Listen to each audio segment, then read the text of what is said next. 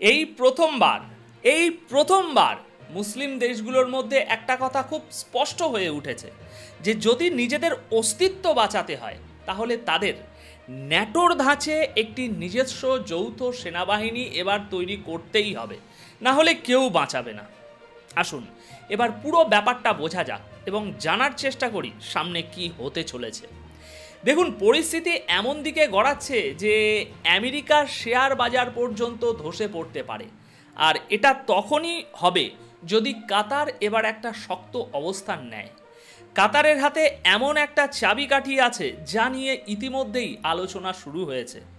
যদি আমেরিকার সাথে যুদ্ধ লেগেই যায়, যার সম্ভাবনা দেখাই যাচ্ছে, এবং ইসরায়েলের সাথেও সংঘাতের ইঙ্গিত মিলছে, তাহলে কাতারের একটি মাত্র বিনিয়োগের কারণে আমেরিকায় প্রায় 4 লক্ষ মানুষের চাকরি চলে যেতে চলেছে।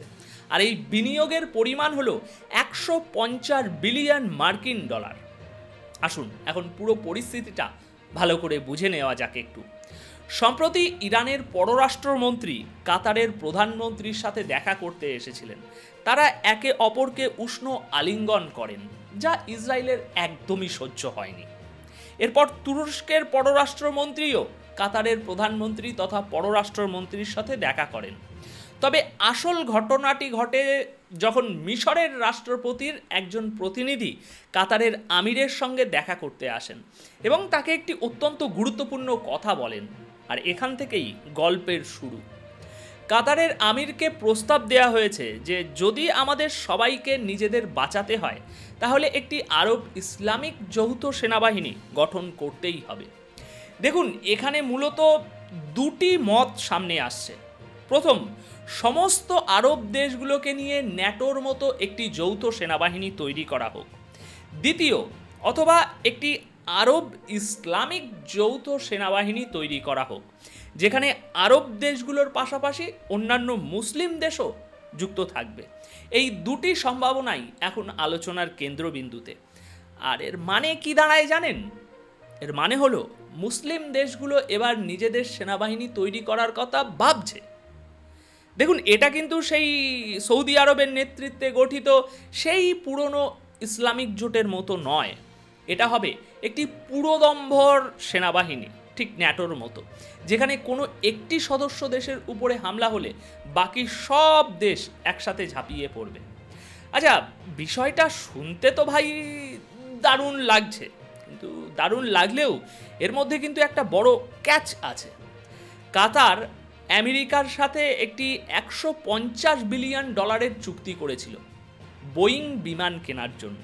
আর এই চুক্তির ফলে আমেরিকায় নতুন করে 4 লক্ষ চাকরির সুযোগ তৈরি হওয়ার কথা ছিল।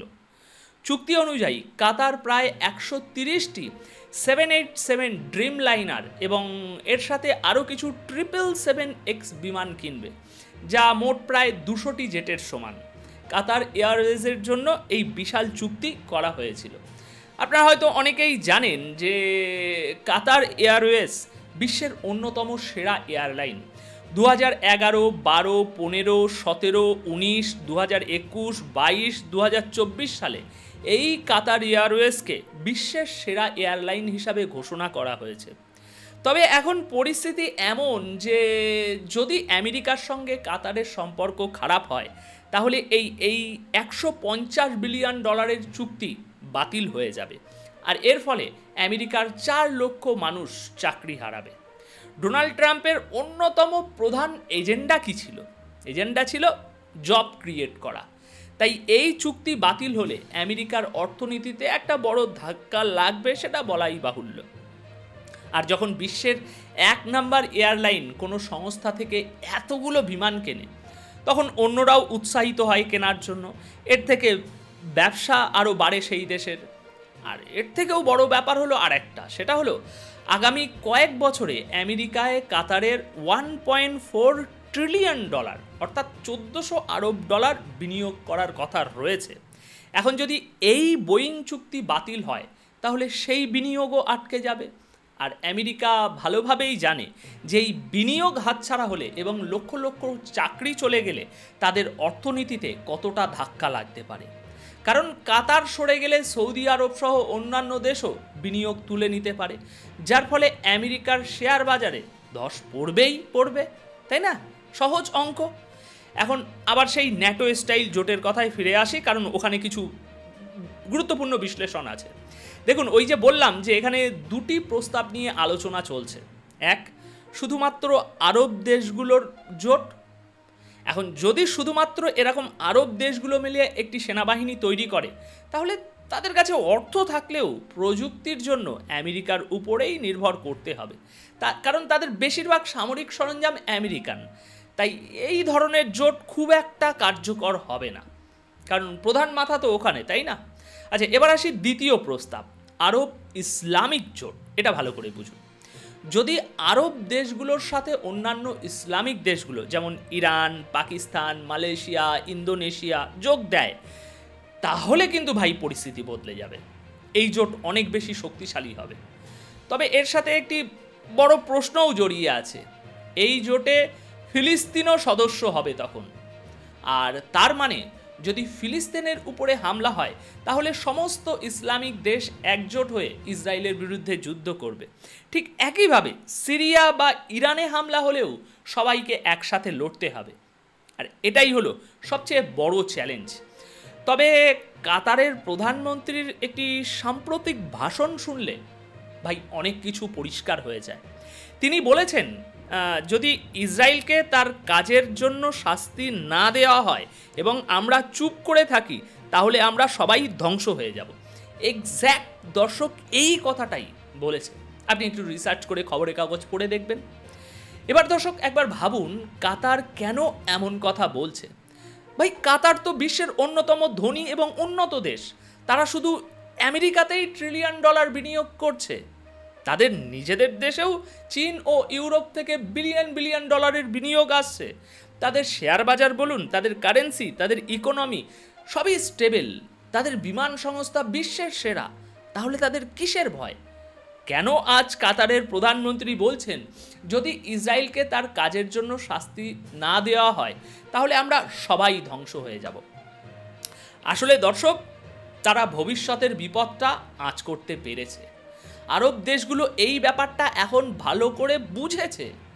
তারা মরুভূমির মধ্যে নিজেদের পরিশ্রম এবং দূরদৃষ্টি দিয়ে এতটা উন্নতির শিখরে পৌঁছেছে। তাই তারা তাদের এই অর্জনকে রক্ষা করতে চায়। কেন এখন মিশর প্রস্তাব দিচ্ছে বলুন তো, যে নিজেদের অস্তিত্ব রক্ষার জন্য একটি যৌথ বাহিনী গঠন করা উচিত এবং আমরা 20,000 সেনা দেব? কেন বলছে? কারণ তারা সবাই আজ বুঝতে পারছে ইসরায়েলের পরবর্তী লক্ষ্য হতে পারে মিশর, সিরিয়া কিংবা তুরস্ক।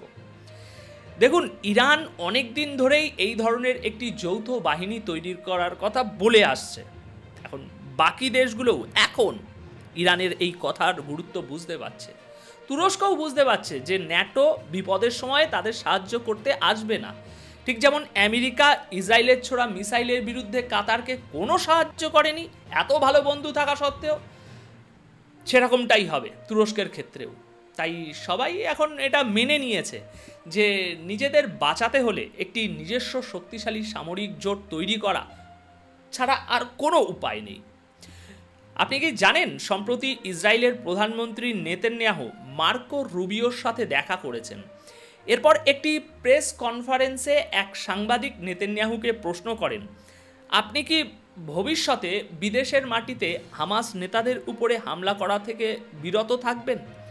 নেতানিয়াহু সেখানে সরাসরি উত্তর দেন, না, আমরা যখন চাইব, যেখানে চাইব তাদের মারব, কারণ তারা আতঙ্কবাদী, আমরা মারবই, তারা কাতারে বা অন্য কোনো দেশে থাকুক না কেন। অর্থাৎ তিনি মিশর, তুরস্ক, কাতার যে কোনো ইসলামিক দেশে হামলা করার হুমকি দিচ্ছেন আবারও। সুতরাং দর্শক, পরিস্থিতি খুবই জটিল। যদি মুসলিম দেশগুলো একজোট হয়ে এই সামরিক জোট তৈরি করতে না পারে আজ, তাহলে কাল খেলা শেষ।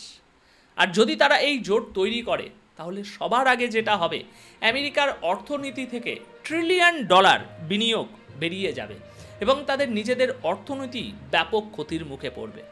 এখন শেষ করার আগে দর্শক বন্ধুরা, আপনার কি মনে হয়, এই জোট কি তৈরি হবে? আর হলে তার পরিণতি কি হবে?